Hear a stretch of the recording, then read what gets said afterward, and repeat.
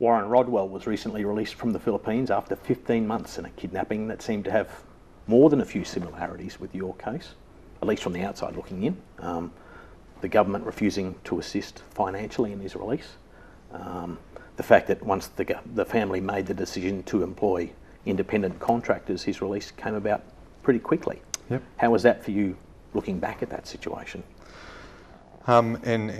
In regards to Warren's Yeah, case? watching it go down, having been in such a Look, similar frustrating, situation. because I did offer my help to DFAT, and I said, if the Rodwells would like to get in contact with me, and obviously whether that was passed on or not, I'm not sure. Look, I don't know much about Warren's case, so it's difficult, but like obviously the frustration that I go through 452 days in captivity, there's then a Senate inquiry into how the government handles it, how it can be sped up in the future, and then you have Rodwell, who's then held for 474 days, actually 22 days longer than me. I would have thought after an inquiry like the one that I went through would have actually made things much faster. Because the relevant government agencies who are working with your family from very early in the piece, and there is that process where the kidnappers are making contact with your family, and they're seeking evidence that you're still alive in many ways. Yep.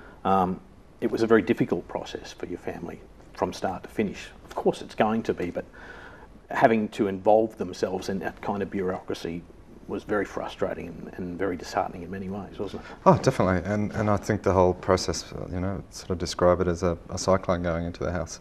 Not only, are they concerned about me, but Mum and Dad's house turns into like a cell where you have DFAT officials, Australian Federal Police officials, who can be rather cold, and there were a number of people that came in that the family asked to be removed and never to be brought back onto the case, which was refused in a number of cases. Too bad. These people are the ones working on it, and that's the way it's going to be. Yeah, and look, I guess you had people that became emotionally involved with my family from those government departments. Yeah. So obviously you've got a family in trauma that will grasp onto those, because people are compassionate. Yeah. So those people were never seen of again. So anyone that became emotionally attached to my family was basically ripped out of the case. And all you want is support. So you expect, I guess, you're a taxpayer, you expect your government to be able to do something for you, and then after 11 months to be told by a government official, basically we can't actually do anything for you. You'll have to go and look at other avenues. And to then say, well, the other avenues are what? And they said, well, there are kidnap and ransom companies out there, and it's like, well, can you give us the names of those? And they refused to give names because they said, we don't want to basically face litigation if that goes amiss. So you'll have to go and find that information out for yourself, which my family did, and they employed someone. And then frustrating again that someone like John Chase from Andrew Kane Enterprises becomes involved, decides to work with both the Australian and the Canadian family.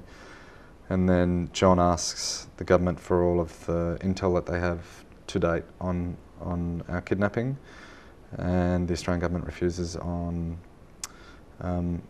secrecy laws, saying he didn't have security clearance, which he does. He actually has much higher security clearance because he's worked for the spooks in America. Yeah. So John said, okay, we're up to 11 and a half months, 12 months, so we're going to have to start from day one again and find out who we've got to talk to, find out who's got them. So basically the first 12 months was wasted. Yeah. And all this, the actual ransom amount, I mean, there's all sorts of different amounts being bandied about as what they're asking for you. It's millions of dollars at stages, isn't it? One stage they're asking 1.5 each. At the start was $3 million US, and you got to understand that's at a time when the Australian dollar was like 63 cents to the US. Yeah. The other thing, you've also got a lot of grey noise in the background, other groups that are claiming to have us as well, and trying to contact my family and saying, don't talk to these guys because we actually have Amanda and Nigel. So the family's trying to then work out who actually has us, which is then when your proof of life phone calls come into play. And I was only ever given 5 of those in the entire time, in the 15 months. So there was a period from the first phone call that where I spoke to my sister on day 8 or 9, was then another 11 months before I actually got to speak to a family member. Wow. Well, I can only imagine the guilt that you must be feeling at that time, knowing what your family is going through in order to try and raise the money in order to secure your release. The word that you were getting was that Amanda's family didn't have the money regardless of what was going to happen, and they weren't able to ascertain whether they would free you together or whether it would be separately. How are you keeping your eye on just maintaining your life, maintaining that routine that you've been able to establish while knowing that this must be going on outside, back here in Australia? Oh, I definitely knew that there would be a mountain of people that were working on the case. I guess disassociation becomes involved, so I tried not to think about my family because it was too emotionally upsetting. Push that guilt and shame and all those sorts of things to the side after a period of time. Had said to Amanda very early on, well, she'd actually asked, she said, my family don't have money, will your family pay for me if it comes down to the crunch? I said, yeah, of course they will. My family actually was interesting. When I got back, they said, we never tried. Well, we knew we wouldn't be able to take just you because we knew you wouldn't come without her. And that was something I sort of promised myself very early on. And it was the same with the 3 Somalians. I didn't want to leave anyone. So I guess compartmentalisation, just not dealing with emotions. Like after I spoke to my brother around the 11.5-month mark and was in tears, and everything was scripted, so I couldn't go off a script. And got off the phone to Ham, and I probably allowed myself to cry for 3-4 minutes and then stopped and almost chided myself. It's like, what's wrong with you? You are emotionally empty. But I think that was just my brain shutting stuff off. It's like when you cut a major artery, the body sort of constricts to stop the blood flow. I think that was my brain just saying, no, this is all too difficult. You don't need to deal with this right now. Ultimately, you were released. Pretty happy about that. I'll bet you were. There was some financial assistance that came in order to make that happen. How do you face your family when you get off the plane and there they are standing in front of you? How do you re-establish you? Because I'd imagine you'd have to you can't just go back to, oh, g'day. How do you explain yourself to them? Do you have to explain yourself to them? Do you need to apologise? What do you want to say to your family when you arrive back home? It was weird, like when we got to Kenya, which was where we were taken to and go through medical checks and all that sort of stuff. So Mum and my sister, Nikki, waiting for me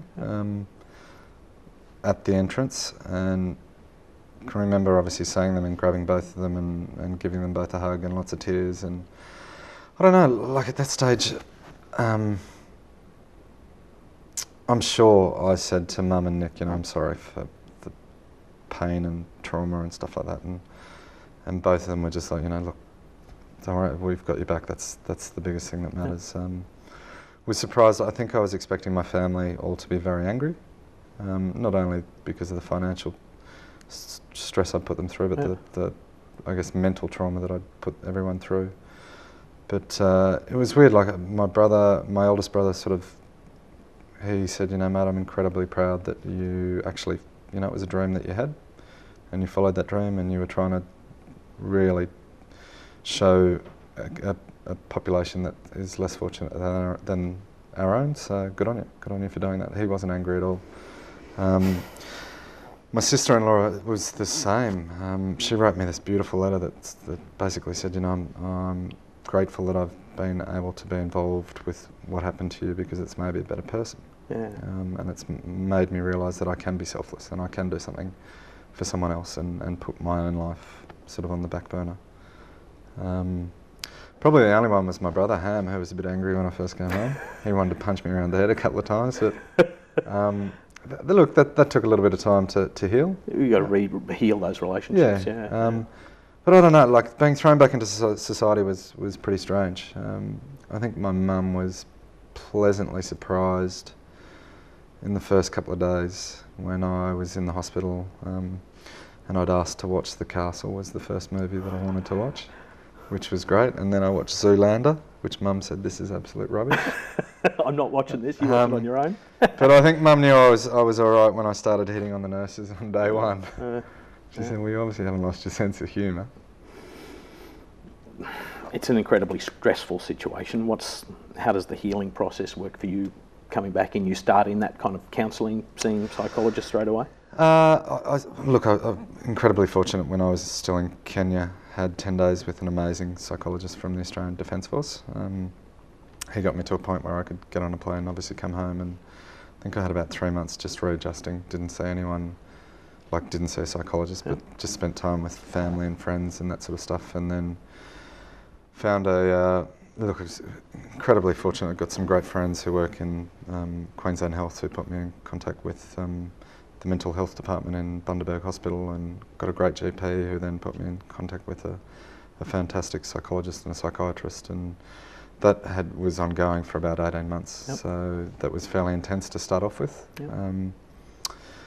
And I don't know, it was more about debriefing as well. I sat down with a couple of my old sub-editors and chief of staffs and basically just started dictating stuff to them. Yep. Not for the fact to write a book, but my psychologist, when I did get home, said, look, you should probably start writing some stuff down because your mind will slowly erase some stuff just for your own historic reasonings. If you have kids, you may want them to know the story. But yeah, look, I guess the healing process was bizarre. I was on such an adrenaline rush to be free, and I came home, knew I had a lot to work, not only on myself, but on the family as well.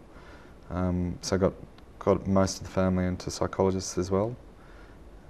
Explained to them that I needed them to do that because they had been through just a bigger trauma as I had. But yeah, I don't know, the healing process, I think I sort of looked at it and I knew I had a decision to make, and it was either have self-pity and be a victim, or basically suck it up and take a teaspoon of cement and toughen up and get on with life and be a survivor. And how's that going now? Awesome. Yeah, really good. Yeah? Yeah, loving life at the moment. I'm incredibly fortunate. The last 3 years has been truly amazing. It's just the people I've met, the things I've got to do, and look, when you're given a second chance, you don't sort of let it slip you by. You don't mess around, do you? No. Yeah. We thank you for your time. Absolute pleasure. That's all we have time for. You'll find this episode on the 31 Digital YouTube channel, and we'd love you to like Turning Points on Facebook. Next week, I'll be talking to a woman who developed a creative use for pre-love prosthetics and encouraged positive, inspiring conversation while dealing with a particularly gammy leg. That's next week on Turning Points. I'm Shaun Bindley. Good night.